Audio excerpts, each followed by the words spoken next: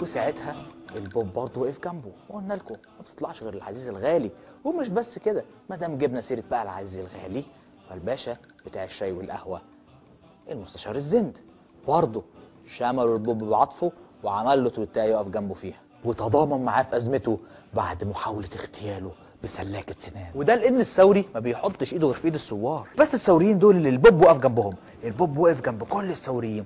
عندك مثلا الشيخ المحلاوي، امام وخطيب مسجد القائد ابراهيم في اسكندريه، واللي بيسموه في اسكندريه خطيب الثوره. الراجل ده بعد ما اتحاصر في الجامع ايه؟ ما عملوش تويتايه؟ عملوش؟ بس ده كان متحاصر في الجامع عنده 90 سنه. وجو كده يعني اكيد عمل له اي حاجه. ما عملوش.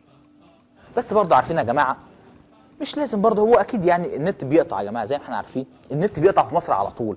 ممكن يكون الخدمه كانت مقطوعه او كده، بس مش شرط. يعني انت عندك احداث كتيره جدا برضو البوب وقف فيها جنب الناس الثوريين. عندك مثلا في احداث الاتحاديه لما مات 10 قدام القصر، البوب كان اول واحد يعمل تويتايه.